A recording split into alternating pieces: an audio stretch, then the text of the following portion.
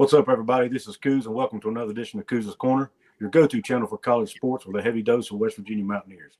Got a very special guest on the show with me today, Alexis Cubit. She's a reporter that covers Clemson University. I'll let her do her introduction, but I'm very pleased to have her on with us. But before we get into the show, I want to ask if you haven't yet, please subscribe to my channel. Please give me the thumbs up button if you like this interview. And don't forget to go check out the Fanatics link in the description box to get all your apparel needs for your favorite sports team. And that will really help me out and support my channel. And don't forget to share this with your friends as well. Alexis, how are you doing? I'm good, Coos. How about you? I'm doing well. If you don't mind, would you please tell my viewers, where they can find you? I've got your Twitter handle scrolling along the bottom there at Alexis_Cubit. But would you please tell them kind of about yourself and what you do? Yeah, definitely. So I want to start off by saying I am a Big 12 alum. This is West Virginia. I'm a Baylor Bear, graduated from there in 2014. And now I cover Clemson for the state newspaper here in South Carolina. Just got started. It's my first season here, and it's been a first season, that's for sure. So definitely exciting, a lot going on, a little different for Clemson this year than in previous years, but I've definitely enjoyed it. Looking forward to more seasons to come. Awesome. Like I said, I really appreciate you taking time out of your schedule. I know you're busy. It's been a crazy day today in the world in Clemson, South Carolina.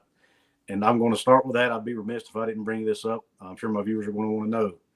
The news about Brent Venables going to Oklahoma. Can you confirm or deny? What do you know about that? So right now, there is no official list. I think Joe Castelloni, the AD at Oklahoma, actually did say he has a list, but did not give any details as to who's on that list. Brent Venables obviously comes up for a lot of head coaching jobs just because of what he's been able to do at Clemson. But this one seems to be one that has everybody a little more perked up about just because of his ties to Oklahoma. He was the linebackers coach and co-defensive coordinator there, and then was the lone defensive coordinator there for his last few years, obviously under Bob Stoops. So, yeah, that's been an interesting storyline to follow right now as far as where the interest is. I actually did a story on him before the season started, asking about, head coaching deals. And, right now he said at the time, he said he was fine, where he was being the defensive coordinator at Clemson and wasn't really thinking too much about being a head coach. But he also did leave the door open and say never. On that, he did also just get a contract extension through 2026 that made him, I believe, the highest paid assistant coach. And he's also higher paid than some Power 5 coaches, just a couple. Wow. So, he's got it's a pretty sweet deal right now. And then, Clemson was ranked, I think, in the top 15, top 20 in total defense all season long. They're second right now in red zone defense behind Georgia. So that's pretty good company, and then just shut out their rival South Carolina in the Palmetto Bowl this past weekend. So not a bad way to end a season. Brent Venables has obviously sent a lot of guys off to the NFL. So definitely someone that people have had their eye on for a long time. But like I said, this one is a little more sentimental just because technically that is where he got his coaching start. I mean, he was a grad assistant at his alma mater at Kansas State, also Big 12. And so then he went over to Oklahoma there for a little bit. So that's definitely something that, everybody in this media, everybody in the Oklahoma media, everybody in the Big 12 nationally is following. Definitely keeping our ears and eyes open, hearing that there are some more connections with Venables in that job. So it'll definitely be interesting to see what comes from that in the next couple weeks. But I think right now I heard that he is still recruiting with Clemson. That's what they're doing this week. So, yeah. Okay. And I know Twitter's been blowing up today. I've seen apparently a lot of the old Oklahoma players are all for it. They're excited. When that news, whatever you want to call it, came out today, a lot of them, I think, got excited. I don't know if this is one of those situations where there's fire. They say where there's smoke, there's fire. Is there any fire behind it? My gut feeling tells me there probably is because of his connections there and because it is Oklahoma. I'm sure he wouldn't leave for just any job. Right. But but it'll be interesting to see how it all unfolds in the next few days. Yeah, definitely. And that's something that he had mentioned is that, if he does leave, it's going to have to be the right job. I loved his quote this summer. He says, "You don't screw up happy," and right now he's happy. So, Oklahoma job is definitely one that, even if he doesn't take it, I think he's definitely listening to it for sure. Right. And I even saw where, and like I said, I don't know how much there is to this. Maybe you can shed some light or not. I've heard that if he leaves, that several players may go as well. I don't know. What do you think about that? I wouldn't be surprised. I mean, that's kind of, that's standard for, if your position coach or your coordinator, recruited you, you're going to want to go with that guy because that's generally, I mean, of course you like the head coach, but the guy who recruited you is the one that you have your, quote unquote loyalties to. So I could definitely see some of those guys going over should that opportunity come up and he take it. Some of them leaving, but yeah, right now it's just a lot of buzz and a lot of kind of hearsay. But like I said, definitely a storyline that we'll be following until Oklahoma fills the job. And it sounds like they're working to move pretty quickly on that. I watched the presser earlier and it doesn't sound like, I mean, it's Oklahoma. So of course people are going to express interest and it's going to be a lot of people. So I don't think it's going to take long. I presume they probably have someone in the next 2 to 3 weeks. I think they want to get someone in there before their bowl game. Obviously, Bob Stoops is the interim right now and kind of holding down the fort. So it'll definitely be interesting to see, the short list, the long list, which candidates kind of come out and say, I'm interested, not interested. So definitely it's off-season stuff, so Right. It's just another day covering Clemson for me. Absolutely. Well, it seems like the headlines grow when the season's over. That last game ends, man, and then the coaching carousels and all the rumors and everything start flying. I mean, within hours. Oh yeah, It's crazy. I don't think anybody saw the Lincoln Riley to USC coming. I know I didn't. No, I heard from someone who is close to Lincoln and said that even he was surprised. Nobody, saw this coming. He kept it under wraps very, very well. But it sounded like, I think I saw a report that said that, they talked to him Saturday night and then the paperwork was filed by Sunday morning. So it sounds like they moved really, really quickly on that. It's just kind of random because Lincoln Riley doesn't really strike me as an LA kind of guy. He's from a very, very, very small town in Texas that I actually used to cover before I came here. I covered high schools in Lubbock area. Okay. And so Muleshoe, where Lincoln Riley's from, is extremely small place. So to see him kind of adjusting to that LA lifestyle is, I think, going to be a storyline of its own. Well, that's great. I didn't know a whole lot about Lincoln's background, so that's interesting. And I always wondered if that's what attracted him to the job, because when Dana Holgorsen left West Virginia, one of the things he said he wanted to go back to Houston because he was there before as a coordinator and loved it. And actually, he said he actually regretted it when he left to go to Oklahoma State. Yeah. And always wanted to go back because he just loved living in Houston. Yeah. So, that does matter to people, believe it or not. Quality of life matters. And it's not always about money either. Sometimes it's location. Where does your family want to be? All that stuff. So. Yeah. And there was one rumor, I think, that said that Lincoln he was against the move to the SEC for Oklahoma. Mm-hmm. But the Castelloni, the AD, shut that down. He said that was not the case. So who's to say? Okay. Cool. All right. And I even heard that DJ, I'm not even going to, Uiagalelei, is that right? Yeah, Uiagalelei. There you go. I've been practicing. I heard that there was a rumor that he even might leave. I don't know how that, I mean, that's not his position, coach, so I'm not sure how that would impact him. Right. That DJ's had the offense as a whole. I mean, we're going to talk about obviously Lyn-J, but the offense as a whole has had a very tumultuous year, for lack of a better term, just because they haven't had the success that they've had, in past years where Trevor was putting up, gaudy numbers and they were averaging, I think, what was it, like 400, 500 yards a game. That's not the case this year, but they also don't have nearly as much experience in, leadership from upperclassmen. Like, DJ, like you mentioned, is a sophomore. Lyn-J was one of the most experienced players as a senior. Justin Ross was a redshirt junior, but missed last year because of an injury. When you look at, Kobe Pace is a sophomore, the other running back. Will Shipley and Phil Moffart are freshmen.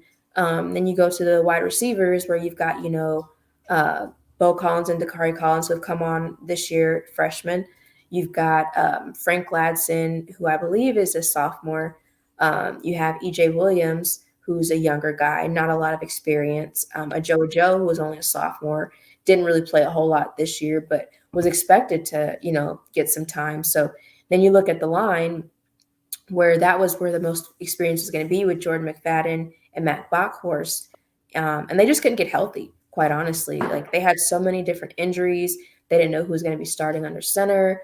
Matt Bockhorst, who was the most experienced player on that side of the ball, they moved him to center from his position on the line, and did that for a little bit. And they had, Hunter Rayburn and Mason Trotter all taking turns under playing center. And so it was just a lot, and then they had 2 offensive linemen get injured before the season even started. Both of those guys suffered injuries during fall camp. So it was just a lot. But kind of going a long way to your question about DJ transferring, I haven't heard anything about it.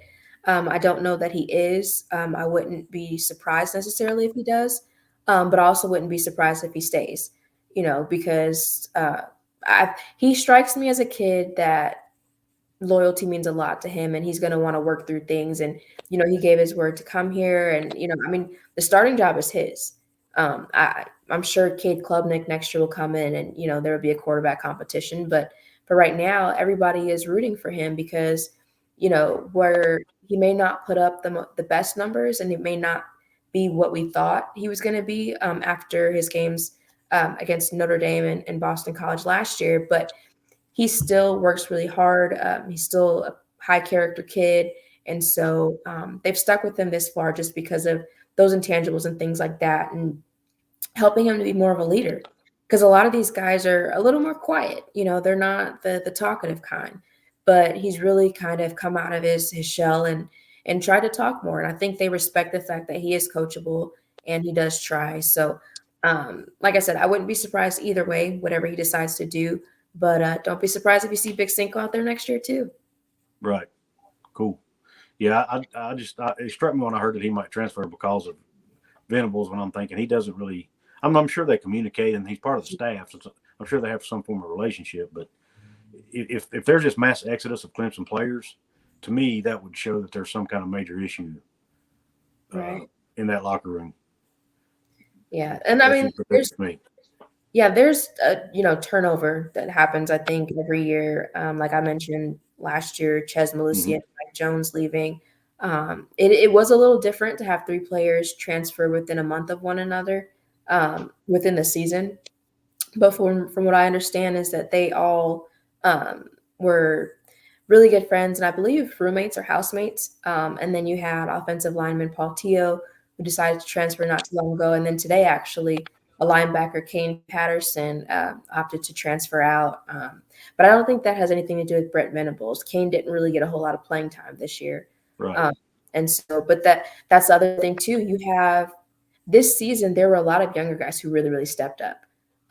And so that took away from maybe some of the older guys, which is kind of what happened with Lyn-J, just with the younger guys in the running backs room. But linebacker wise, Trenton Simpson really, really came on strong. Levante Bentley had a really good year. I think he had some injury stuff that prevented him from playing a full year. But yeah, you already have guys like Baylon Spector and James Skalski, who are, the guys, these 6-year senior guys who are so dominant and such great leaders. And then you have younger guys, like I said, like Trenton Simpson, and then you have Levante Bentley that comes up. So there was a lot of competition in that linebacker room. And, Kane opted to transfer, and another guy who's going to probably start wherever he ends up. But that's just kind of what happens in these situations. But yeah, I would not be surprised. I'm actually expecting more transfers to come during this offseason. Yeah, we've had a lot of guys transfer out from West Virginia this year. Matter of fact, I think we have the most in the Big 12. Mm-hmm. And our fan base is up in arms about it. But most of the guys were guys who weren't playing anyway. Right. And they're probably wanting to go somewhere where they can play more. I mean, that's understandable. I mean, if you get a free year, why not use it? Right. And a lot of people think it means that our coaching staff is falling apart. all that, which I don't necessarily agree with. Yeah. It's not a good thing necessarily. Sure. You don't want. I think we've had 12 or 13 guys transfer out in the last year or something like that, Okay. which is a lot. A couple of them. I mean, we did have Tyke Smith transfer out and go to Georgia. He was a big contributor. He was an All-American. Yeah. When our defensive backs coach went to Georgia, he followed him. Okay. So that was not good. That hurt us. And then we lost another defensive back, Dreshawn Miller. We lost him to Auburn. But most of the other guys were not really playing a whole lot. They were mostly second, even third string guys for the most part. Right. Some of them were freshmen, and they probably saw the writing on the wall that they weren't going to play. Yeah. So I don't think it's necessary. And it's just the nature of the game now. It's going to happen every year. College football is now. I mean, there's basically free agency now in college football. So this is going to be. It's just the new normal, in my opinion. Yeah, and I think the thing that, because Dabo gets a lot of questions about this because, people have said that he, said, I don't use the transfer portal. He is anti-transfer portal. But the thing is, it's going to come a time where everybody uses it. And it's been around forever. But the thing is, guys just weren't transferring until maybe, to use like a grad transfer year. Versus now they're leaving after 1 or 2 or 3 years and going somewhere else. And yeah, the biggest reason is playing time. And I think that's generally the reason why guys leave Clemson. Clemson recruits, a lot of different guys. They've had, the top recruiting class in the ACC for a number of years. They've been in the top 10 recruiting wise nationally for a number of years. So you are going to get a lot of guys. And with a lot of high caliber guys, you're going to get high caliber competition. Everybody can't play, so some guys, will feel like, if they can't win that job, they're going to go somewhere else. And, if they do, they do. If they don't, they don't. But yeah, it's the nature of the beast right now. And that's what Dabo was saying, that eventually he will have to, pull someone from the portal because especially right now, I think it might be a good idea to get maybe some linemen just because they did have so many injuries. And they are going to lose someone like Matt Bockhorst. I don't think Jordan McFadden has decided whether or not he's coming back or not. But, that's the reality of it. Is that the portal is there and people are going to have to use it because that's just how things go. I mean, everything evolves, Absolutely. So that's just another aspect of college football that's changing. Well, I appreciate you covering that because that was actually going to be my next question was about Dabo and will he use the portal? So he's not against it. He just doesn't want to use it unless he has to. Is that that's fair? Yeah, that's what he says. He says, what did he say? He said, I'm not against it. We just haven't needed it. So technically he's not using it. That's true. Like he doesn't feel the need to use it. So I guess it's just a little bit of semantics there in terms of, being anti versus not using it. But no, he doesn't use it because he doesn't feel like he has to. So, but yeah, I think there will be a time within the next 2 to 3 years where you will see Clemson go to the transfer portal because that's just how things are going. Right. Yeah, and Coach Brown doesn't. Coach Brown wants to build his team at West Virginia with high school kids too, but he will use the portal where it's needed. In West Virginia, even before Coach Brown got here, we've had a lot of success with transfers. Some of our best players have been. I mean, Will Greer was a transfer. Yeah. We had Kenny Bigelow, who was at Clemson a few years ago as a lineman. Wasn't getting much playing time at Clemson. He came to us and was a star. You got Jarrett Doege. What's that? Jarrett Doege. Yes, Doege was a transfer. A lot of fans aren't as high on him as they are Will Greer, though. That's fair.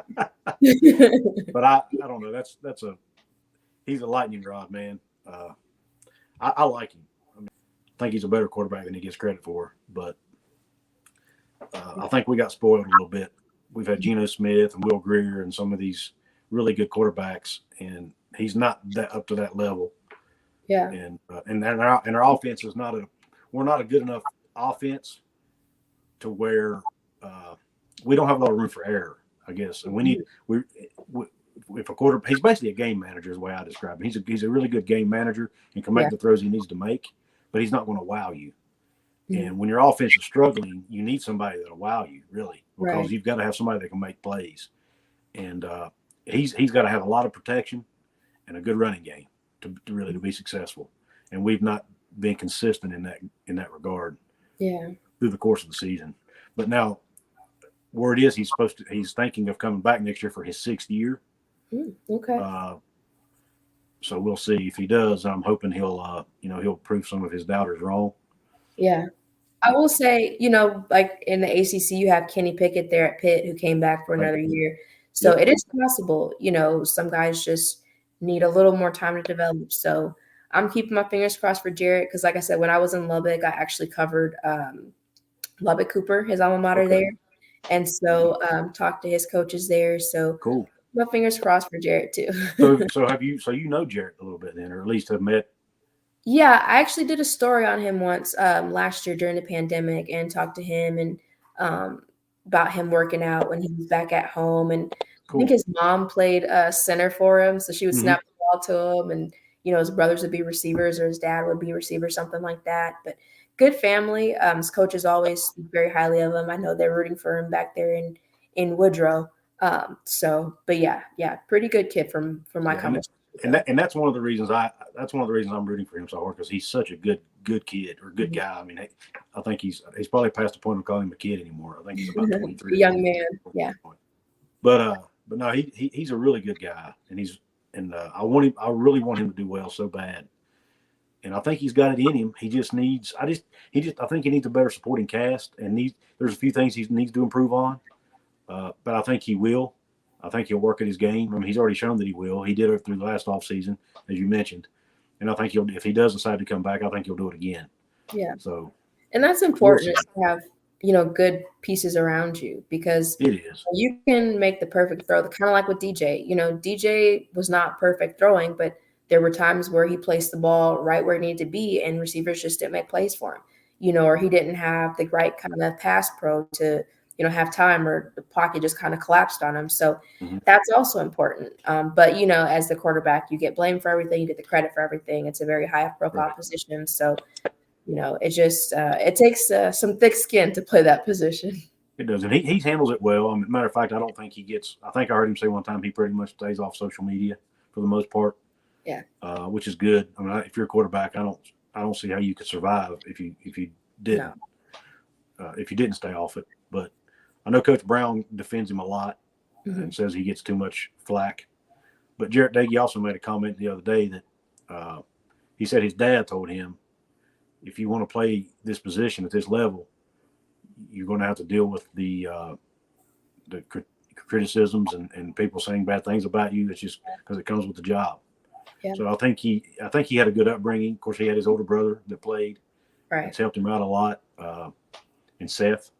So, and that's where Neil Brown actually, you probably know this, I'm sure, but that's where Neil Brown, he was an assistant. He was an offensive coordinator at Texas Tech when Seth was there.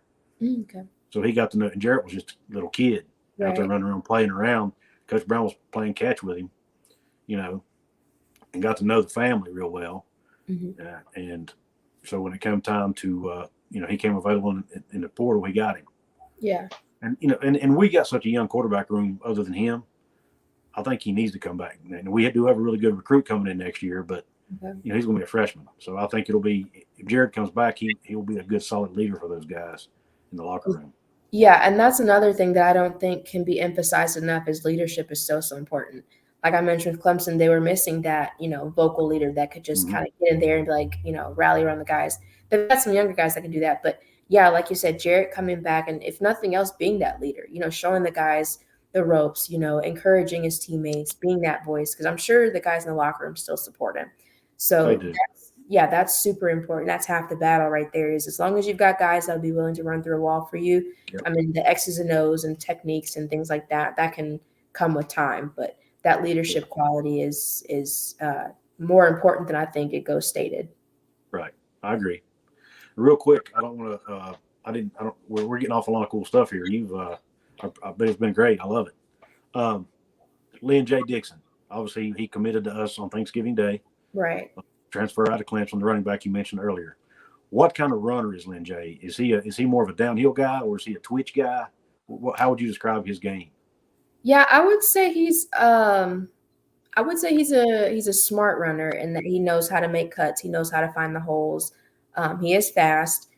Played behind Travis Etienne, so they were kind of that 1-2 punch. But yeah, not the tallest guy, but he knows how to, like I said, find the holes and get through. And make the right decisions, make the right cuts, reads, and things like that. So I think he'll be a good addition for any program that he goes to. Well, obviously, West Virginia.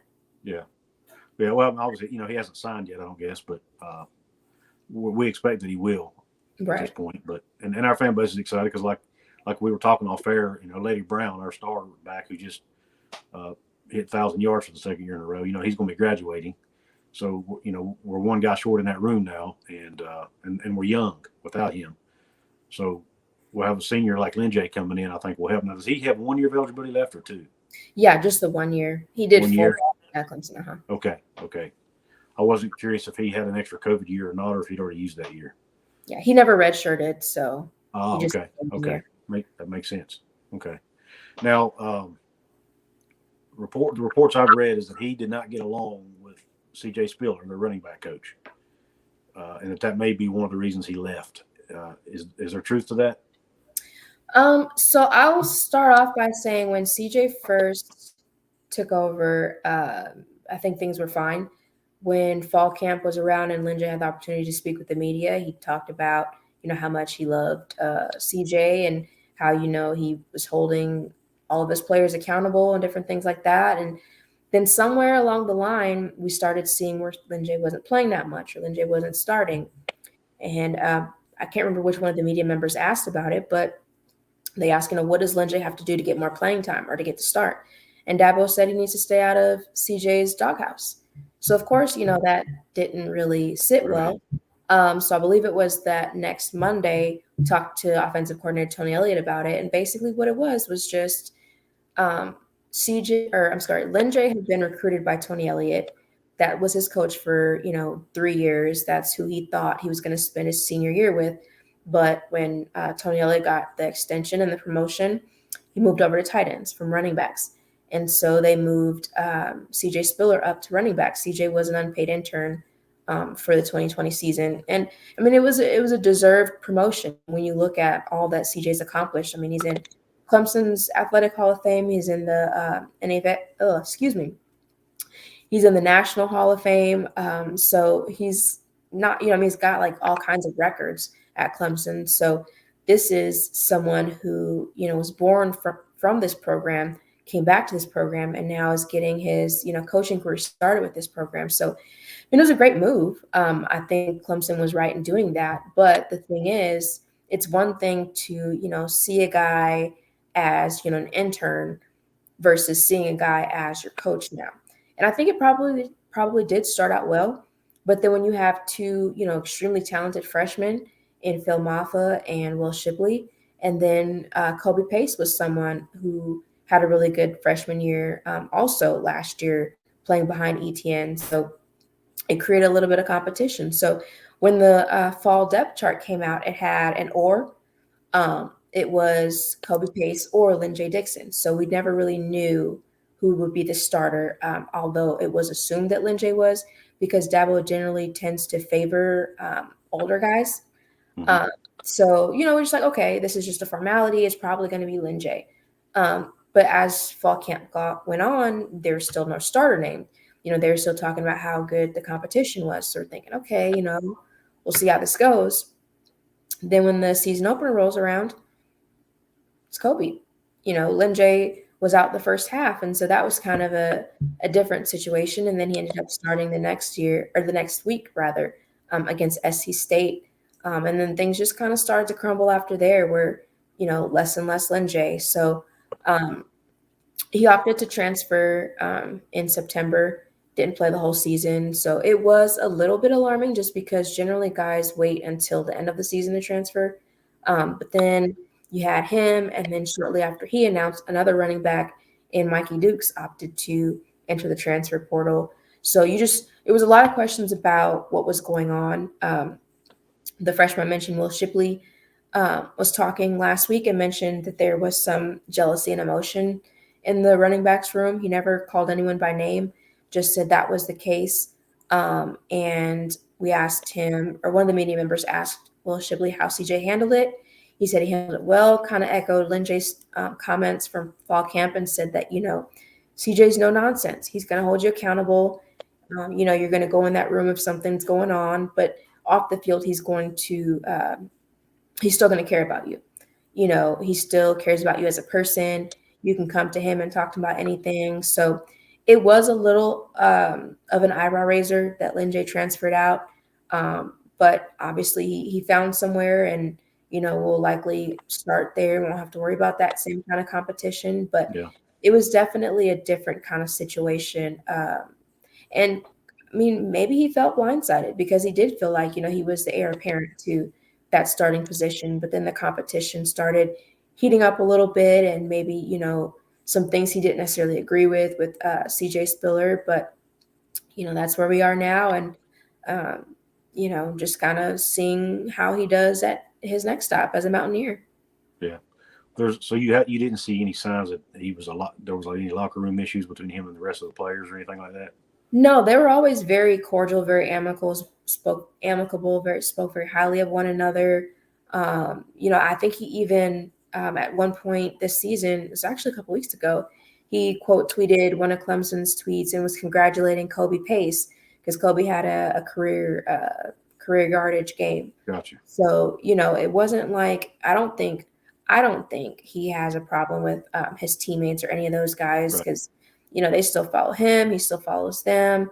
But just one of those things, I think it really just boiled down to playing time and differences in philosophies where he just wasn't on the same page with CJ. And it's not unusual because when Tony Elliott was talking about it, he mentioned that he had the same situation when he came in 2011, where players were used to a certain type of, you know, running back coaching style, and now they have to get adjusted to him.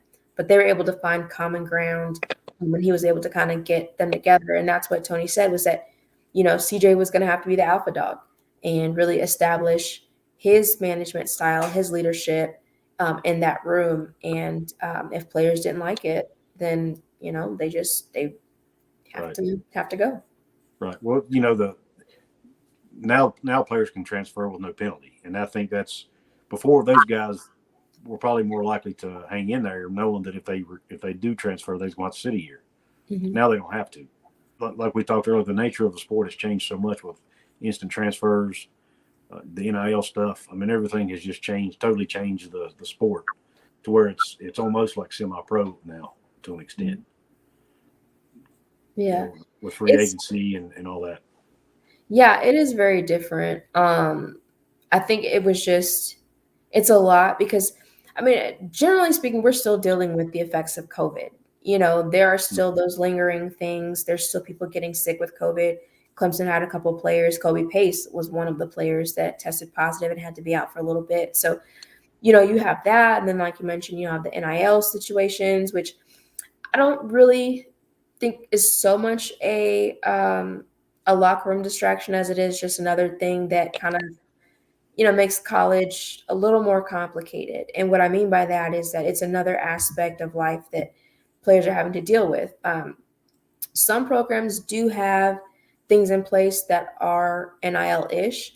Like Clemson has the thing called Paw Journey, where they kind of help guys, you know, cultivate their skills and craft and, you know, professionalism so that when they do, you know, eventually the ball is going to stop bouncing. You're not going to be able to catch them, or you're not going to be able to tackle anymore. So you have to learn those kind of skills and get a different kind of job. So they have that set up for guys here. So the NIL thing, I think, was just kind of the next step in that process where now you can start kind of making money. But I mean, generally speaking, these guys were probably already endorsing some of these companies, like when they, you know, go to restaurants in town or things like that.